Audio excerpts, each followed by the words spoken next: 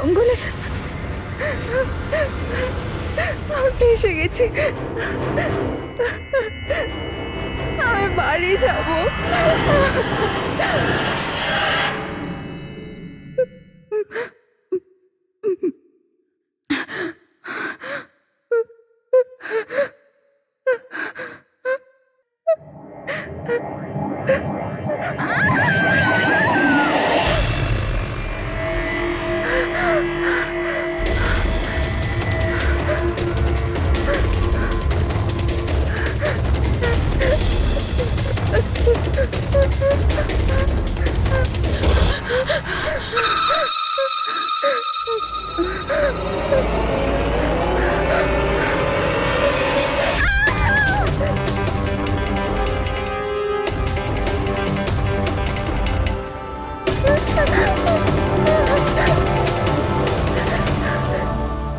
নিমি ঘুমিয়ে পড়েছে? হ্যাঁ, শুয়ে পড়েছে। আরে হিরাল, তোমায় খুব ডিস্টার্ব লাগছে। কি বলবো, 24 ঘন্টা হয়ে গেল আয়শা গেছে, না তোর ফোন লাগছে না ফোন করেছে। আমার না খুব টেনশন হচ্ছে, জানি না কোনো বিপদে না পড়ে যায় ও। দেখো হিরাল, এখনো বড় হয়ে গেছে। আমার মনে হয় তুমি ওর মায়ের মতো রিয়াক্ট করছো। নিজের প্রবলেম নিজে সলভ করতে পারবে ও, ছোট বাচ্চা নয় ও। রোহান, এরকম কিভাবে বলতে পারো? ছোট বোনও আমার, আমি ওর জন্য টেনশন করবো না তো আর কে করবে? আর ওর আমাকে ছাড়া আর কে আছে এই দুনিয়াতে?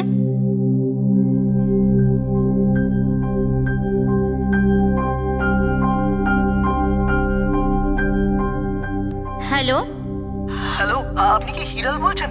হ্যাঁ, আমি হিরল বলছি। আপনি কে? আমি মানিক। আমি আয়েশার সাথে কাজ করি। এখানে একটা বড় প্রবলেম হয়ে গেছে। প্রবলেম? আয়শার সাথে কি হয়েছে? দেখুন, ও জঙ্গলে কোথাও হারিয়ে গেছে। ওকে খুঁজেও পাচ্ছি না আর ফোনেও পাচ্ছি না। আর আমাদের ভয় হচ্ছে যে ওর কিছু হয়ে যায়নি তো।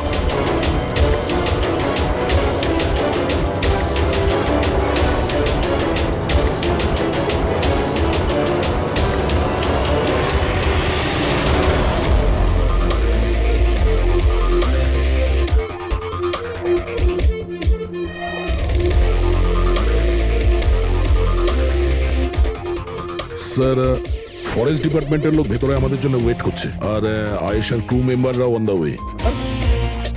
কিন্তু আপনারা এটা তো নিশ্চয়ই জানেন যে ওই লাশটা আয়শারই নাকি অন্য কারোর। আমি একটা জিনিস বলতে পারি, ও না স্কাই ব্লু কালারের টি শার্ট পরেছিল আর ব্ল্যাক কালারের কার্গো পরেছিল আর হাই পনিও পরেছিল। ওর জামা হাফ ডেড বডির সাথে ম্যাচ করছে কিনা এটা তো বলুন।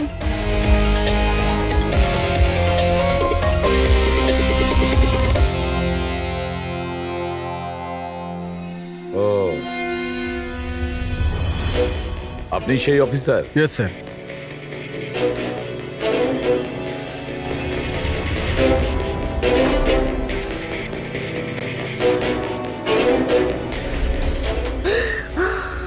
প্রশান্ত? আরে এই তো প্রশান্ত। এক মিনিট, আপনারা কে আর ওকে কি করে চিনলেন? স্যার, আমি মানিক, আর আমরা সবাই আয়েশার সাথে কাজ করি। আরে প্রশান্ত আমাদের গাইড। আয়েশা এনাকে লোকেশন খোঁজার জন্য বলেছিল, আর যখন আয়েশা হারিয়ে গেল তখন এই ওকে খুঁজতে গেছিল। এর এরকম অবস্থা, তাহলে আয়শা কিরকম অবস্থায় আছে? না না না, না না, আয়শার কিছু হয়নি, আমি বলছি তো, trust me. Sir please please আমার বোনকে খুঁজে বাঁচিয়ে নিন স্যার, প্লিজ স্যার, প্লিজ বাঁচিয়ে নিন। দেখো, তোমার বোনকে নিশ্চয়ই আমরা বাঁচাবো। আপনি ওনাকে একটু সাইডে নিয়ে যান। স্যার, এই বডিটা আজ সকালেই আমরা পেয়েছি। এই আমাদের গাইড বাহাদুর, এই বডিটাকে প্রথম দেখেছে। এই প্রশান্ত কি একা গিয়েছিল আয়েশাকে খোঁজার জন্য?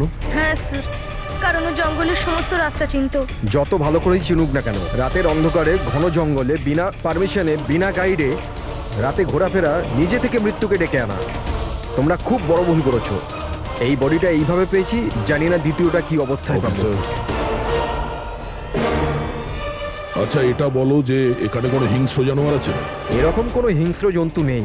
ঘন জঙ্গল, হারিয়ে যাওয়ার ভয় আছে। কোনো জন্তু জানোয়ারের আঁচড় তো মনে হচ্ছে না, কিন্তু এটা ছুরির আঘাত বলে মনে হচ্ছে। একে ছুরি দিয়ে খুন করা হয়েছে।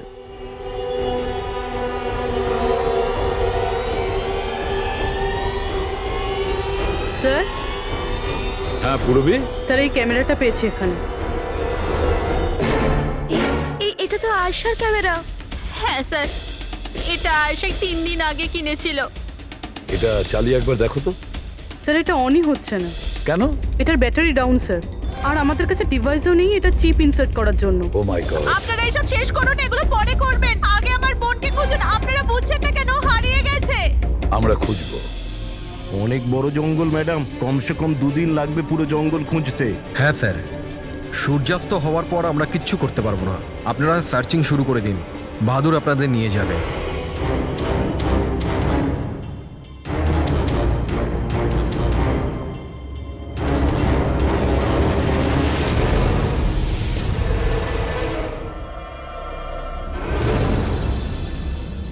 স্যার, স্যার আমরা জঙ্গলের অনেক ভেতরে চলে এসেছি স্যার। স্যার এখানে কেউ আসা যাওয়া করে না স্যার। স্যার এক কাজ করি, আমরা ফিরে যাই, না হলে অন্ধকার নেমে আসবে। এখন তো অনেক আলো আছে, অন্ধকার হয়েছে কোথায়? স্যার ফিরতেও তো অনেকটা সময় লাগবে না স্যার? তো ওই হিসাবেই বললাম, এত দূর স্যার কেউ আসেই না। স্যার এখানে কিচ্ছু পাবেন না। আরে ভাই, যখন এত দূর চলে এসেছি একটু দেখে নি না ভাই। চলো চলো। আচ্ছা আচ্ছা।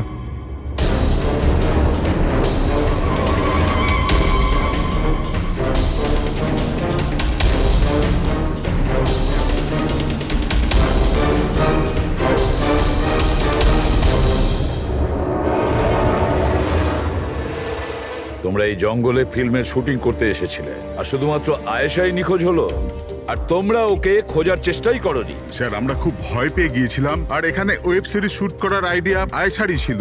স্যার আমরা ওকে আনিনি, ও আমাদের এনেছিল লোকেশন দেখাতে। হ্যাঁ স্যার, এই প্রশান্ত গাইড আয়েশার পরিচিত ছিল, আর এ কাছেই থাকতো আর জঙ্গলটাকে ভালো করে চিনতো। আর আমরা তো রাত্রিরে থাকার পর সকালে বেরিয়ে পড়তাম, সব কিছুই ঠিকঠাক চলছিল, লোকেশনও পেয়ে গেছিলাম। আর এরপর আমরা টেন্টের বাইরে আগুন জ্বালিয়ে খাবার বানাচ্ছিলাম। কটার সময়ের ঘটনা এটা? 5টা-6টা নাগাদ। আর তখনই হঠাৎ আয়েশা নিজের ক্যামেরা নিল আর জঙ্গলের দিকে যেতে লাগলো। জঙ্গলের দিকে যাচ্ছিল কেন? ও বলেছিল যে ও আশেপাশের একটুখানি ভিডিও করে হিরণকে পাঠিয়ে দেবে, আর ও এটাও বলেছিল আশেপাশেই থাকবে আর তাড়াতাড়ি ফিরে আসবে। তারপর অনেকক্ষণ পর্যন্ত যখন ও এলো না, তখন আমাদের মনে হলো যে কিছু গন্ডগোল আছে। এর আগে আমরা কিছু করতাম কি, সেখানে প্রশান্ত চলে এলো। ও জানতে পারলো তো ও নিজেই খুঁজতে চলে গেল। আর ও আমাদের ওখানেই থাকতে বললো। ও বললো যে জঙ্গলটা খুব বিপজ্জনক আর আমাদেরও প্রাণের ঝুঁকি থাকতে পারে। ব্যাস এটা বলেই ও জঙ্গলে ঢুকে গেল স্যার। তার মানে ওই প্রশান্ত আর ফিরে আসেনি, আর তোমরা পালিয়ে গেছো এখান থেকে নিজেদের বাঁচাতে। না স্যার, আমরা ওখানেই ছিলাম যখন চিৎকারটা শুনলাম। 15-20 মিনিট পর্যন্ত একটা মেয়ের। স্যার, স্যার ওই চিৎকার শুনে আমরা খুব ভয় পেয়ে গেছিলাম, আর তারপর আমরা ওখান থেকে পালিয়ে গেলাম। স্যার, আমরা খুব বড় ভুল করে ফেলেছি। চিৎকারটা শুনে আমাদের এখান থেকে পালানো উচিত হয়নি, আয়েশাকে সাহায্য করা উচিত ছিল। সত্যিই তোমরা একটা বড় ভুল করেছো। আয়েশার চিৎকার শুনে যদি তোমরা জঙ্গলে ঢুকতে, আয়েশা এখন আমাদের সঙ্গে থাকতো, আর প্রশান্ত ও হয়তো বেঁচে যেত। তুমি তো বলছিলে যে এত ভেতরে জঙ্গলের কেউ আসতে পারে না, এটা কি? স্যার আমি জানি না, কিন্তু এটা আমাদের ডিপার্টমেন্টের কখনোই নয়। জঙ্গলের মধ্যে টেন্ট, দেখছি এর ভেতরে কে আছে।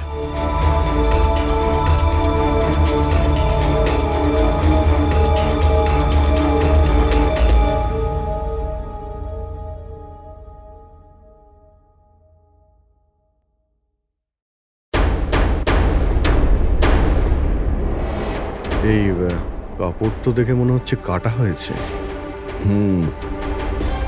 টেন্ট পিছন দিক দিয়ে কেটেছে, তার মানে সামনে কোনো বিপদ ছিল।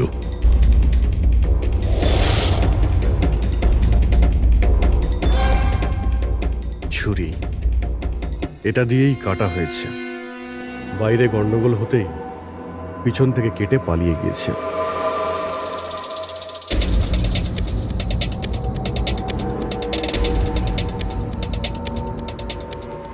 রাতে থাকার পুরোপুরি বন্দোবস্ত ছিল এখানে, বনফায়ার। এই আলু এখানে দেওয়া হয়েছিল। স্যার এত ভেতরে এত রাত্রে থাকার মতো কেউ পাগলই হবে স্যার, না হলে এত ভয়ঙ্কর জঙ্গলে রাতে থাকার কথা ভাববে কে? কোনো নেচার লাভার না কোনো খুনি? এই দেখো,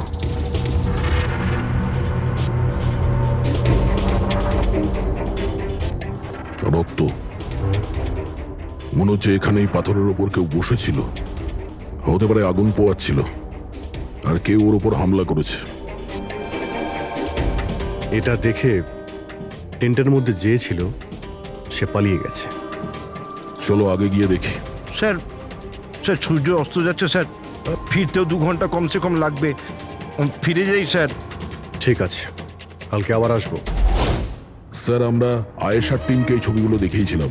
ওরা বলল যে এই টেন্ট ওদের ক্যাম্পের নয়। স্যার, হ্যাঁ পুরবি, আয়শার ক্যামেরার চিপ। হিরালদি, তুমি এটা মিস করলে। আমি তোমায় বলেছিলাম না আমার সাথে এসো। জানো এখানে এত বেশি গ্রিনারি আছে। লুক এট দিস, এতগুলো গাছ। It's so beautiful. দিদি আমি হাঁপিয়ে গেছি। মনে হচ্ছে আমি জঙ্গলের অনেক ভেতরে এসে গেছি। জঙ্গল তো পুরো একই রকমের না?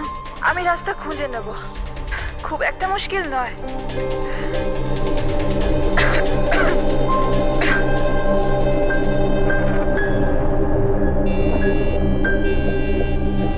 কেউ আছে নাকি ওখানে?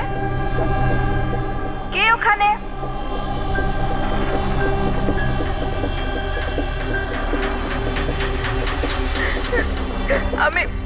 আমি ফেঁসে গেছি এখানে।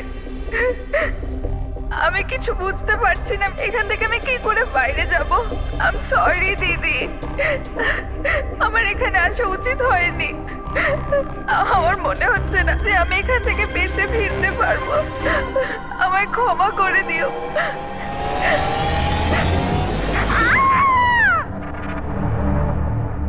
অভিজিৎ জি হ্যাঁ সালুকে। বস, আয়েশা যে জিনিসগুলো রোজ ব্যবহার করত, আমি সেই প্রত্যেকটা জিনিস থেকে ডিএনএ স্যাম্পল নিয়েছি। কিন্তু আশ্চর্যের ব্যাপার, কোনো স্যাম্পলই আয়েশার ডিএনএ সঙ্গে ম্যাচ করছে না। কি? কিন্তু হ্যাঁ, খুনির ব্যাপারে একটা খুব গুরুত্বপূর্ণ সূত্র পেয়েছি। সেটা কি স্যার? বস এই ডিএনএ প্রোফাইলটা দেখো। এই দুটো ডিএনএ প্রোফাইলই দুটো আলাদা আলাদা লোকের।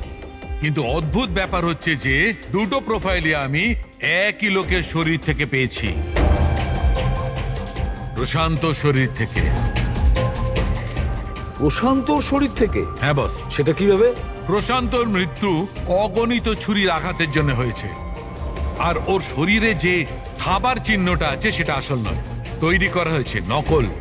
আর সবচেয়ে আশ্চর্যের ব্যাপার হচ্ছে যে প্রশান্তের লাশের থেকে আমি ওর রক্ত ছাড়া আরো কারো রক্ত পেয়েছি।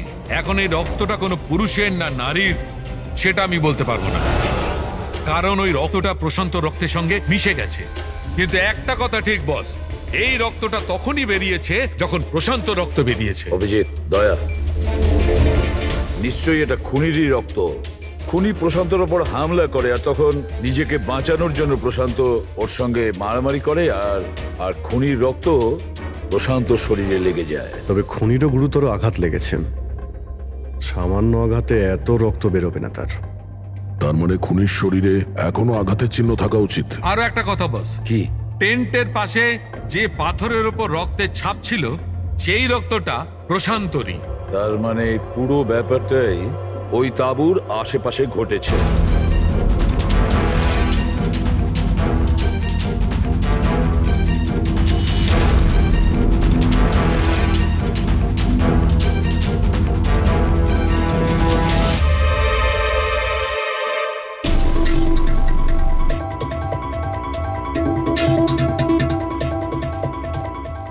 স্যার? হ্যাঁ পুরবি? স্যার, এই জুতোটা পেয়েছি। তাহলে কি এই জুতোটা আয়েশার না? তো এগিয়ে গিয়ে দেখি।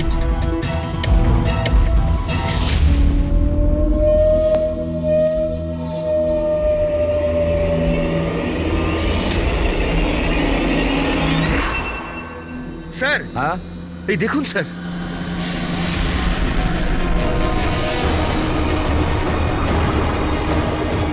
ছুরি দিয়ে আঘাত করেছে স্যারের পিঠে 5 বার। ওকে একটু উল্টে দাও। এ তো আয়েশা। ফেসটা তো পরিষ্কার দেখছি অভিজিৎ, না কোনো আঘাতের চিহ্ন, না কোনো কাটা দাগ। কিন্তু ওই ভিডিওতে যে দেখলাম। হ্যাঁ স্যার, ভিডিওতে এর মাথায় আঘাত লেগেছিল, রক্ত বেরোচ্ছিল। এখানে তো আঘাতের কোনো চিহ্নই নেই, একদম পরিষ্কার। তার মানে হলো ওই ভিডিওটা নকল।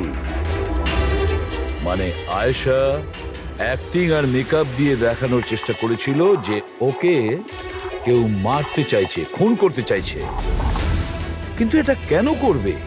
স্যার, কেউ হয়তো মজা করবে, আর না হলে কোনো ভয়ঙ্কর পরিস্থিতি থেকে বাঁচার জন্য নাটক করছে। আর দুটো অবস্থাতেই এর মিথ্যেটা সত্যি হয়ে যায়।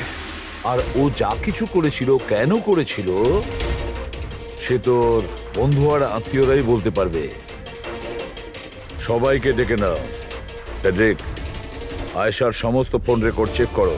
দেখো এই ঘটনাটার পরে ও কাদের কাদের সঙ্গে কথা বলেছিল আর তারা সেই মুহূর্তে কোথায় ছিল।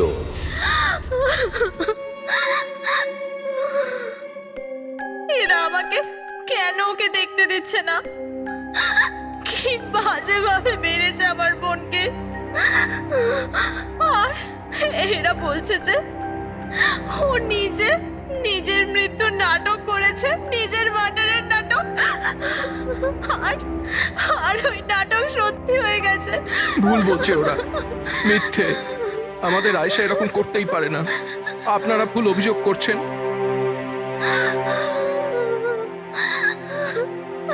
দেখুন, আপনার দুঃখ আমরা বুঝতে পারছি, কিন্তু এই অভিযোগ ভুল নয়, সত্যি। এটা আয়েশার ক্যামেরা থেকে যে থার্ড ক্লিপিংটা আমরা পেয়েছি, সেখানে আয়েশার মুখের উপরে অনেকগুলো ক্ষত চিহ্ন ছিল। কিন্তু যখন আমরা আয়েশার লাশটাকে পাই, তখন ওর মুখ আর গলা পরিষ্কার ছিল। কেন, কিভাবে? এই ভিডিওটাতে আয়েশা মজা করছিল না তো? ওর মজা করার স্বভাব ছিল না তো? একদম না। ওর জীবনে এত সমস্যা ছিল যে ও মজা করবার কথা ভাবতেই পারতো না। ও জঙ্গলে হারিয়ে গিয়েছিল, আর কোনো মানুষ এই সিচুয়েশনে মজা কি করে করবে? অন্য কারো কথা জানি না, কিন্তু আয়েশা এটা অবশ্যই করেছে। আর যদিও মজা করে না করে তো ইচ্ছে করেই করেছে। কি কেউ এটা কেন প্রমাণ করার চেষ্টা করবে যে তার সঙ্গে কিছু অন্যায় হয়েছে? আয়েশা এরকম কেন চাইবে? হ্যাঁ, ওর ওপর সত্যিকারের অ্যাটাক হয়েছিল, ও মারাও গেছে, ওটা আলাদা কথা। কিন্তু ও এই নাটকটা কেন করেছিল? কি সত্যি কি ও কোনো প্রবলেমে ছিল যার কারণে ওকে এই ড্রামাটা করতে হয়েছিল? হ্যাঁ, ও সমস্যায় ছিল, এমন সমস্যা যার থেকে ওকে মৃত্যুই বাঁচাতে পারতো। মানে তুমি কি বলতে চাইছো? স্যার, হ্যাঁ ফেডরিক, এটা আয়েশার কল রেকর্ডস। বিশেষ কিছু পেয়েছো? হ্যাঁ স্যার, একটা লোক আছে কেতন, সে আয়েশাকে অনেকগুলো মেসেজ আর কল করেছিল। এমনকি যেই রাতে আয়েশা খুন হয়েছিল, সেই রাতেও ওর ফোন জঙ্গলের কাছেই ছিল, 2 কিলোমিটারের মধ্যে। এই কেতনকে? খুনের রাতে ও জঙ্গলের আশেপাশেই ছিল। কে? দুজনে আলাদাই থাকতো। যদি আয়েশা ওর মৃত্যুর নাটক করে থাকে, তাহলে তার পেছনে কেতনের হাত থাকতে পারে। কেতন আয়েশার হাজবেন্ড, আর আপনাদের মধ্যে কেউ এই কথাটা আমাদের বলার প্রয়োজন মনে করলেন না? হ্যাঁ, কিন্তু কেতনের জন্য নিজের মৃত্যুর নাটক কেন করতে যাবে? আমার মনে হয়েছিল যে আমরা কেতনের থেকে মুক্তি পেয়ে গেছি, কিন্তু আমি কি করে জানবো ওই আমার বোনের প্রাণ নিয়ে নেবে? প্লিজ, কেতনই আমার বোনকে মেরেছে। আমি তুমি বলছি নিজেকে কেতনই সামলাও প্লিজ। মেরেছে। কেঁদো না প্লিজ, কাম ডাউন। আপনারা প্লিজ নিজেদের মধ্যে কথাবার্তাটা থামান আর আমাদের বলুন কি ব্যাপার। আমি আপনাদেরকে বলছি, আসলে আজ থেকে 2 বছর আগে কেতন আর আয়েশার একটা ট্রিপে আলাপ হয়েছিল। আয়েশা কেতনকে বিয়ে করেছিল। তাড়াহুড়োতে সিদ্ধান্ত নেওয়ার শখ ছিল ওর, কিন্তু জানতো না ও এই সিদ্ধান্তটা কতটা ভুল নিয়েছিল। কেতন ওর যোগ্য ছিল না, একটা পাগল লোক ছিল, পসেসিভ ছিল, ওর জীবনটা অতিষ্ঠ করে রেখেছিল। এই জন্য 6 মাস আগে ওকে ও ছেড়ে দেয়। এছাড়া আর কি করতো? আমরা সবাই দেখেছিলাম ওকে কিরকম টর্চার করা হতো। মানিক, আজকে সব অডিশনে এই ক্যামেরাতে আছে, স্ক্রিনে প্লে কর, স্যারকে দেখাতে হবে। আর আয়েশা এক্ষুনি এসে যাবে। ঠিক আছে। আয়েশা? আয়েশা, কি হয়েছে? Are you okay? আয়েশা, তুই ঠিক আছিস? কি করে হলো এসব? কে করলো এসব? আরে তোমরাও না কত প্রশ্ন করো, কিচ্ছু হয়নি আমার। আসলে কি হয়েছে, ওই তাড়াতাড়িতে সিঁড়ি দিয়ে নামছিলাম আর পা পিছলে গেছে। চুপ কর আয়শা, কত কভার আপ করবি? আমি তো এটা বুঝতে পারছি না, তুই ছেড়ে দিচ্ছিস না কেন ওই মানুষটাকে? আমি ছেড়ে দিলেও ও আমায় ছাড়বে না। আরে আইন বলে কিছু আছে নাকি? পুলিশের হাতে তুলে দিই ওকে। কেউ ওর কিচ্ছু করতে পারবে না। ওকে যদি পুলিশে ধরেও নিয়ে যায়, ও সেখান থেকেও চলে আসবে আর আমাকে খুঁজে বার করবে, তারপর আমায় ছাড়বে না। কখন থেকে ফোন করছি তোকে আমি? হ্যাঁ, ধরছিলিস না কেন? এখানে বসে টাইম পাস করছিস? হ্যাঁ না কেতন, তোর এত সাহস কি করে হলো? কেতন আমি ডাক্তারের কাছে গেছিলাম, তাই ফোন সাইলেন্ট ছিল, অন করতে ভুলে গেছি। ওকে, ডক্টর, হ্যাঁ আজকাল খুব বেশি যাচ্ছিস না ওর কাছে? কেতন কি বলছো? এরকম কিচ্ছু নয়। আর তুমি বললে আমি ডাক্তারের কাছে আর কোনোদিন যাব না। আমাকে প্লিজ ছেড়ে দাও, আমাকে ক্ষমা করে দাও। তোকে তোর যোগ্যতা দেখাই, চ। কি করছে সব? ছাড়ো ওকে। এই, নিজের কাজে মন দে, বুঝেছিস? Enough enough. মানুষ না, এই কেতন তো জানোয়ার। তোমরা কেতনের ব্যাপারে আমাকে আগে বলনি কেন? আপনারা যা বললেন সেটা শুনে তো মনে হচ্ছে কেতনই আমাদের প্রাইম সাসপেক্ট। মনে হচ্ছে কেতনের কারণেই সেটা করেছে। আর কেতন আয়েশার অভিনয়টাকে বাস্তবে পরিণত করেছে। যদি যদি তোমরা কেতনের ব্যাপারে আমাকে একটু আগে জানাতে পারতে। গত 6 মাস ধরে আয়েশা আমাদের সাথেই ছিল, আর এর মধ্যে একবারও তো কেতনের সাথে দেখাও করেনি। আর শহর থেকে এত দূরে জঙ্গলে আসতে পারে সেটা তো আমরা ভাবিইনি। এই ধরনের পাগল আর সন্দেহবাতিক লোক যে কোনো কিছুই করতে পারে। হ্যাঁ, কেতনের অ্যাড্রেস আর টেলিফোন নাম্বারটা আমাদের দেবেন।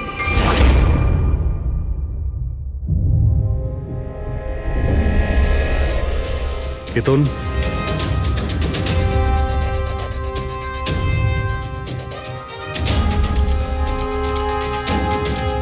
স্যার, এই ফটোগুলো দেখে তো মনেই হচ্ছে না যে দুজনের মধ্যে কোনো ঝামেলা ছিল। আপনারা? কেতন আয়েশার স্বামী। পুলিশ। সিআইডি। আপনারা কি করতে এসেছেন এবার? আমার আয়েশা চলে গেছে, আমার জীবন বরবাদ হয়ে গেছে। আপনারা কি চান আমার থেকে? ইনফরমেশন তোমার আর আয়েশার ব্যাপারে। শুনেছি তুমি নাকি খুব বিরক্ত করতে ওকে। স্যার, আমি ওকে অনেক ভালোবাসতাম, নিজের থেকেও বেশি। সেই কারণে ওকে টর্চার করতে, মারতেও? হ্যাঁ, আমি কেন টর্চার করবো ওকে? তোমার কাছ থেকে বাঁচার জন্য কোর্টের কাছে সাহায্য চেয়েছিল, তাও তুমি ওকে বিরক্ত করা বন্ধ করনি। স্যার, মিথ্যে কথা এসব, এরকম কিছুই ছিল না। মিস্টার কেতন, রেকর্ড আছে আমাদের কাছে। তুমি বারবার ওকে ফোন করে আর মেসেজ করে হুমকি দিয়েছিলে। আর এটাও কাউকে বলেওনি, আমরা জেনে গেছি। আর তাছাড়াও গত 6 মাস ধরে তুমি হেরাল আর রোহানের ঘরের আশেপাশে ঘোরাফেরা করছিলে। আর যে রাতে আয়েশা খুন হয়েছে ওই রাতে তুমি ওই জঙ্গলেই ছিলে। এগুলো তোমার ফোনের লোকেশন থেকে পাওয়া গেছে। নিজের অপরাধটাকে লুকানোর চেষ্টা করো না, কোনো লাভ হবে না।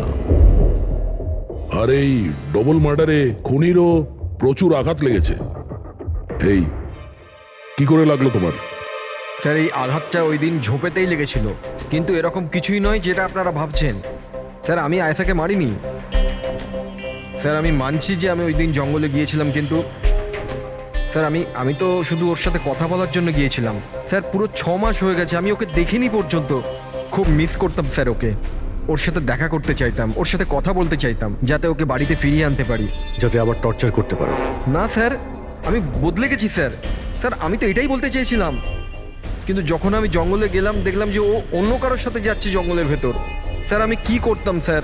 আমি এমনিতেই মাথা গরমের লোক। আমি ভাবলাম বেকার বেকার ঝামেলা তৈরি হবে, সেই জন্য আমি চুপচাপ বাড়ি ফিরে এলাম স্যার। স্যার, ট্রাস্ট মি, আমি কিচ্ছু করিনি, আমি মারিনি ওকে স্যার। দেখো কেতন, তুমি এখনো আমাদের সন্দেহের তালিকায় আছো। যতক্ষণ এই কেসটা শেষ না হচ্ছে তুমি হেফাজতে থাকবে। স্যার, এই কেতনের কাছে কিন্তু আয়েশাকে মারার মোটিভ ছিল। ও তো বেঁচে গেছে, এবার বাকি রয়েছে এরা সবাই। হিরাল, সায়রা, অজিত, মানিক আর রুহান, এরা কি সবাই আয়েশার আপনজন ছিল? এদের কি মোটিভ হতে পারে? কারণ এদের মধ্যে তো কোনো প্রবলেম নজরে পড়ছে না। কেউ তো হবে স্যার যার আয়েশার মৃত্যু হলে লাভ হবে। কেউ কি পাবে ও মারা গেলে? সম্পত্তি, টাকা? টাকা? ইন্স্যুরেন্সের টাকা? হ্যাঁ, ইন্স্যুরেন্স। রবি, ফেডরিক, একটা কাজ করো, এই শহরে যতগুলো ইন্স্যুরেন্স কোম্পানি আছে সেখানে গিয়ে খোঁজ নাও আয়েশার নামে ওদের কাছে কোনো লাইফ ইন্স্যুরেন্স পলিসি আছে কিনা। কিন্তু একটা কথা, আয়েশার বন্ধু বা তাদের ফ্যামিলির কাউকে বলবে না কিছু। যদি ওদের মধ্যেই কেউ খুনি হয়, সে সতর্ক হয়ে যাবে।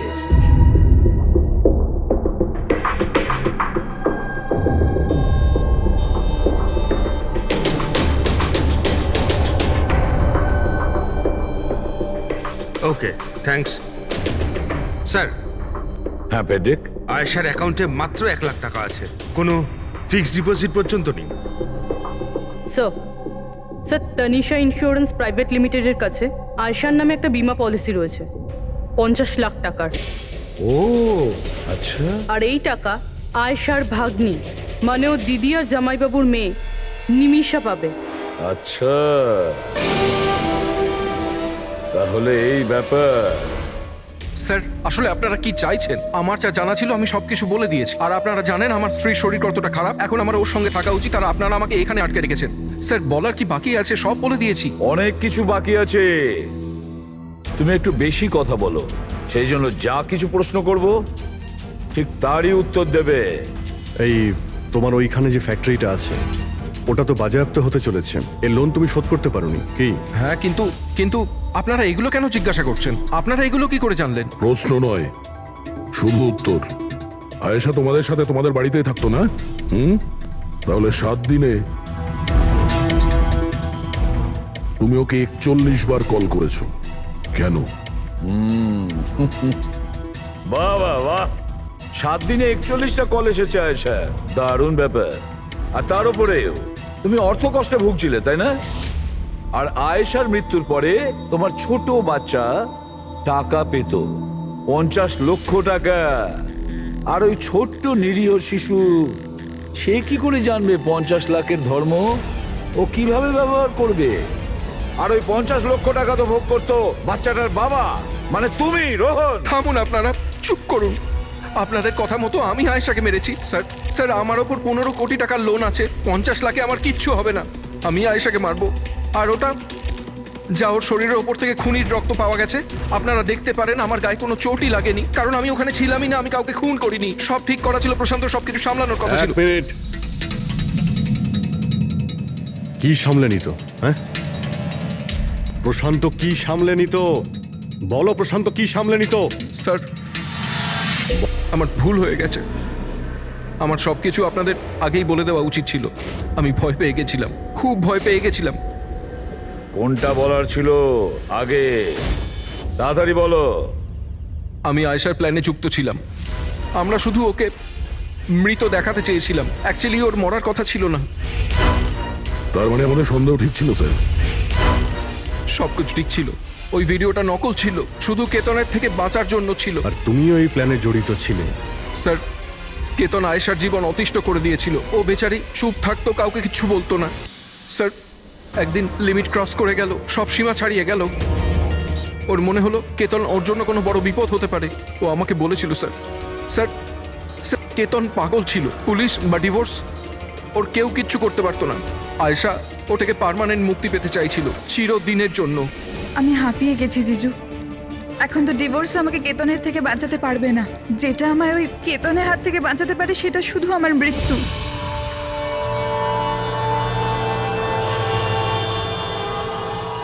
আয়েশা, এটাই যদি একমাত্র রাস্তা হয় তাহলে এটাই ঠিক। তোমার মৃত্যু তোমায় কেতনের হাত থেকে বাঁচাতে পারে। মরে যাও। হোয়াট? রিল্যাক্স, আমার কাছে একটা আইডিয়া আছে। আমাদেরকে এমন কিছু করতে হবে যাতে মনে হয় আয়েশা মরে গেছে। তোমার সাথে কোনো দুর্ঘটনা হলো বা কেউ তোমাকে মেরে দিল, আর বডিকে এতটা খারাপ করে দেওয়া হলো যে কেউ চিনতে না পারে। আয়েশা, তারপর তুমি এখান থেকে অনেক দূর চলে যাবে, আর তোমার ওই ইন্স্যুরেন্সের টাকা যেটা মিমির নামে আছে আমি তোমাকে পৌঁছে দেবো। 50 লাখ টাকা দিয়ে একটা নতুন জায়গা, নতুন লাইফ, নতুন করে শুরু করবে। কিন্তু জিজু, আমি বেঁচে থাকাকালীন আমার লাশ কোথা থেকে আসবে? ওর জন্য টেনশন নিও না, আমি সবকিছু করে নেব। আমার এক বন্ধু আছে প্রশান্ত, ও আমার জন্য অনেক কাজ করে দিয়েছে। কিন্তু হ্যাঁ আয়েশা, এরপরে তুমি কখনো জীবনে আমার সাথে, মিমির সাথে, হিরালের সাথে কোনোদিন দেখা করতে পারবে না। হ্যাঁ, কিন্তু ওই পাগল লোকটার থেকে তুমি সারা জীবনের জন্য মুক্তি পেয়ে যাবে, তুমি মুক্ত হয়ে যাবে। সবকিছু ঠিক ছিল, সবকিছু প্ল্যান মাফিক চলছিল। আমি আয়েশা আর প্রশান্তর সঙ্গে ফোনে যোগাযোগ রেখে চলছিলাম। তারপর জানি না হঠাৎ করে ফোন কেটে গেল। আমি জানতাম ওখানে একটা মেয়ের মৃতদেহ পাওয়া যাবে, যার ব্যবস্থা আমি বাধ্য হয়ে করেছিলাম। শুধু আয়েশার জামা কাপড় ওই মেয়েটিকে পরানোর কথা ছিল। ওর মুখটা এত খারাপ ছিল যে কেউ চিনতেও পারতো না। কিন্তু স্যার, সিরিয়াসলি আমি তো শকে ছিলাম। ওটা মেয়েটার নয়, প্রশান্তের বডি ছিল। স্যার, প্রশান্ত তো আয়েশাকে সকাল হওয়ার আগেই জঙ্গল থেকে অনেক দূরে নিয়ে যাওয়ার কথা ছিল, কোনো সেফ জায়গায়। কিন্তু হঠাৎ করে কি হয়ে গেল স্যার? স্যার, আমার যতটা জানা ছিল আপনাদের বলে দিয়েছি স্যার। স্যার, প্রশান্তকে কে মেরেছে, আয়েশাকে কে মেরেছে আমি জানি না। স্যার, তার মানে তৃতীয় কোনো ব্যক্তি ছিল যে প্ল্যানটার ব্যাপারে জানতো, যে আয়েশাকে চিনতো, প্রশান্তকেও চিনতো, আর ওই সময় ওই জঙ্গলেই ছিল। কোনো তৃতীয় ব্যক্তি? হ্যাঁ, কোনো তৃতীয় ব্যক্তি। তোমার প্ল্যানের হিসাবে টেন্টে প্রশান্ত এবং আয়েশা থাকার কথা ছিল, কিন্তু টেন্টের পাশে একটা পাথরের উপর প্রশান্তর রক্ত পাওয়া গেল, আর ওই টেন্টটা পেছন থেকে ফাটা ছিল। মানে আয়েশা টেন্টের সামনে থেকে যাওয়ার বদলে পেছন থেকে ছিঁড়ে বেরিয়েছে। মানে ও বিপদটা আগে থেকে বুঝতে পেরেছিল। হতে পারে ও প্রশান্তর সঙ্গে যা কিছু হয়েছিল সেটা দেখে ফেলেছিল। ইট ইজ ক্লিয়ার যে ওখানে কোনো তৃতীয় ব্যক্তি ছিল। ও প্রথমে প্রশান্তকে মেরেছে, তারপর আয়েশার পেছনে দৌড়েছে। কারেক্ট। যদি ভালো করে দেখা যায় তাহলে ওই রাতে জঙ্গলে এটাই হয়েছিল যে প্রশান্ত আর আয়েশা জঙ্গলে যায়, আয়েশা টেন্টের ভিতরে ঘুমোচ্ছিল আর প্রশান্ত বাইরে বসে আগুন জ্বালাচ্ছিল। এর মধ্যে সেই তৃতীয় ব্যক্তি ওইখানে যায় আর প্রশান্তর সঙ্গে ঝামেলা বাঁধে। আর সেই ব্যক্তি ওর উপরে আক্রমণ করে, আর আয়েশা টেন্টের পিছন দিয়ে পালিয়ে যায়। আর ওই ব্যক্তি প্রশান্তকে নির্মমভাবে হত্যা করে আর আয়েশার পিছনে ধাওয়া করে। তাহলে তৃতীয় ব্যক্তিটা কে, যে আমাদের প্ল্যানের ব্যাপারে জানতো আর জঙ্গলকেও ভালো করে জানতো, তাই এত রাতে টেন্টে পৌঁছেছিল? হ্যাঁ, এই সমস্ত চিন্তা আপনি করবেন না রোহন বাবু। এই তৃতীয় যে আছে না, তাকে তো আমরা ধরেই ছাড়বো। হ্যাঁ, হোক বা না হোক, এই ধাঁধার সমাধান এখানে আছে, এর মধ্যে, কিন্তু আমরা দেখতে পাচ্ছি না। খুনি হবে তো স্যার এদের মধ্যেই কেউ, কিন্তু আমরা দেখতে পাচ্ছি না। রবি, ওই ক্লিপিংটা চালাও যেটা আমরা আয়েশার ক্যামেরা থেকে পেয়েছিলাম, ফার্স্ট ক্লিপ।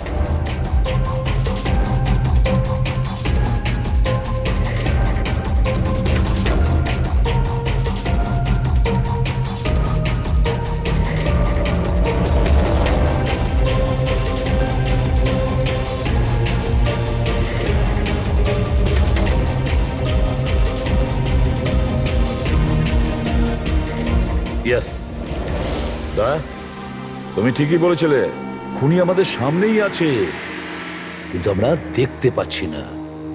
একটা কাজ করো, সবাইকে জঙ্গলে ডেকে নাও, তখনই বোঝা যাবে। স্যার, এখনো আপনারা আমার ওপর সন্দেহ করছেন, যেখানে আমি আপনাদের সবকিছু সত্যি কথা বলেই দিয়েছি। স্যার, আমি আমার বউকে কেন মারবো স্যার? আমি তোকে ভালোবাসি স্যার। আমার বোনের খুনিকে খোঁজার বদলে আপনারা আমাদেরই জিজ্ঞাসাবাদ করছেন। আর ওর গায়েব হওয়ার খবর তো আমি হিরাল ম্যামকে দিয়েছি। আর আমরা যদি কিছু করতাম তো আমরা কেন ফোন করতাম? হ্যাঁ, কিন্তু কেউ তো আয়েশাকে খুন করেছে, আর কে খুন করেছে সেটা আমরা জানি। আয়েশাকে খুন তোমাদের মধ্যেই কেউ করেছে, তোমাদের মধ্যেই কেউ। আমাদের মধ্যে কে হতে পারে স্যার? এখনই জানতে পারা যাবে। রোহন, তুমি একটা কথা বলো, আয়েশা রেকির জন্যে তোমার বাড়ি থেকে দুর্ঘটনার একদিন আগেই গিয়েছিল না? হ্যাঁ স্যার, একদিন আগেই গিয়েছিল। আর এটা সেদিনেরই ছবি, তাই না? যেদিন ওর রেকিতে যাওয়ার কথা ছিল। আয়েশার অ্যাকাউন্ট ওই পোস্ট করেছে, তো ওরই হবে। আর আপনারা আমার বোনের খুনিকে খোঁজার বদলে এরকম ফালতু জিজ্ঞাসাবাদ করছেন, আমাদের উপরে ব্লেম করছেন। এতে কি প্রমাণ পাবেন আপনারা? এটাই যে তোমরা আয়েশাকে জীবন্ত দেখেছিলে শেষবার ওই দিনই, তারপরও নিখোঁজ হয়ে গেছিল, তোমরা আমাদের বলেছিলে। আচ্ছা, ও কি কি পড়েছিল অপর্ণা, তুমি বলেছিলে, তোমার মনে আছে? হ্যাঁ, স্কাই ব্লু কালারের টি শার্ট পরেছিল আর ব্ল্যাক কার্গো প্যান্ট ছিল। হাই পনিও করেছিল। আপনার তো নিশ্চয়ই মনেই আছে। হিরাল, তুমি কি করে জানলে আয়েশা মরার সময় কি কাপড় পরেছিল? বলো, আরে বলো না। কারণ সেই দিন এ জঙ্গলেই ছিল। এই প্রশান্তকে মেরেছে আর তারপর আয়শার পিছনে দৌড়োয়, ওর পিছু নেয় আর ওকে মেরে ফেলে। আর প্রশান্তকে মারার সময় তোমার গভীর আঘাতও লাগে। দেখাও। হাত ছাড়ুন আমার, দূরে থাকুন। হ্যাঁ, আমার থেকে। একে তো আপনারা আমার বোনের খুনিকে খুঁজে পাচ্ছেন না, তার উপরে আমার ওপরে অভিযোগ দিচ্ছেন। হ্যাঁ, ব্যাস, অনেক অভিনয় করেছো, এবার ঠিক করে বলো কেন মেরেছো তুমি আয়েশাকে? হ্যাঁ, আমি মেরেছি আয়েশাকে। আমি মেরেছি আয়েশাকে।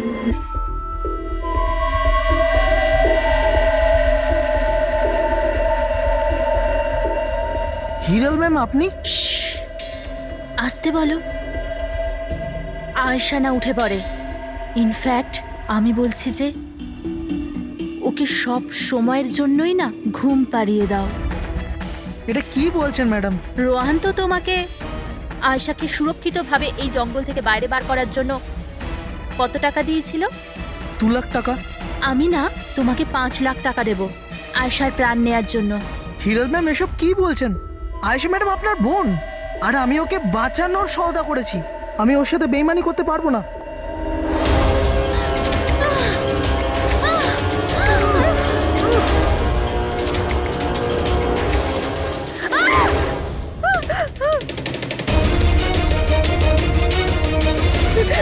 আয়েশা,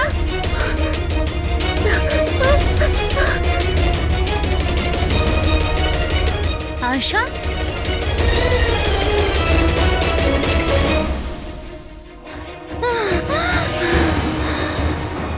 আয়েশা, আমার কাছে আয় আয়েশা। আমি তোকে বাঁচাতে এসেছি আয়েশা।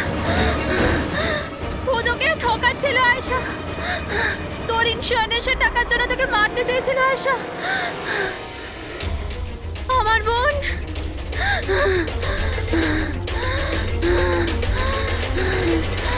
আয়েশা। সরি দিদি, আমি কিচ্ছু জানতাম না এই ব্যাপারে। সরি, আমার জন্য তোমার এত কষ্ট হলো। আমি জানতাম না যে জিজু এরকম কিছু করছে। আই এম সো সরি দিদি। আমার বোন। সরি দিদি। তুই সরি বলিস না। হ্যাঁ, এটা তো আমার বলা উচিত। কেন দিদি? I am sorry. কেন কেন মেরেছো তুমি তোমার বোন আয়েশাকে? আপনারা জানেন না আয়েশাকে, ও সবসময় না সবার প্রিয় হয়ে এসছে। ভালোবাসার আয়েশা, সবাই ওকে ভালোবাসতো, আমাকে নয়। মা, বাবা, আমার সব বন্ধু, ইনফ্যাক্ট রোহান, আমার মেয়ে নিম্মিও আমার থেকে বেশি ওকে ভালোবাসতো। ও রোহানকেও আমার থেকে ছিনিয়ে নিতে চেয়েছিল। আমি রোহান আর নিম্মিকে নিজের থেকে দূরে যেতে দেখতে পারতাম না। না, আপনি বলুন আমি কি করতাম? আমি ভাবলাম সবসময় ও আমাকে হিংসা করে না, জিতেওছে সবসময়। না থাকবে আয়েশা, আর না থাকবে ওর জিত। এর জন্য মেরে ফেলেছি আমি ওকে। হিরাল, তুমি এটা কি করে করতে পারো? আরে আয়েশা তোমার ছোট বোন ছিল, আমাকে বড় দাদার মতো দেখতো। আমি ওর সাথে এগুলো কখনো স্বপ্নতেও ভাবতে পারি না। আমার লজ্জা লাগে তোমাকে আমার স্ত্রী বলতে। রোহান, তোমার ভুল নেই এতে। সব ভুল ওই আয়েশার। ওই সব করছিল। ও না তোমাকে আমার থেকে ছিনিয়ে নিতে চেয়েছিল, কিন্তু এখন তো এটা হবেই না। এবার তো তোমাকে কেউ আমার থেকে কেড়ে নিতে পারবে না। খুব বড় ভুল করেছো তুমি। তোমার সন্দেহ, তোমার ইনসিকিউরিটি একটা নিরীহ মানুষের প্রাণ নিয়েছে, প্রশান্ত গাইডের। আর তাছাড়াও তুমি তোমার আপন বোনকেও মেরেছো। আইন তোমাকে কঠোর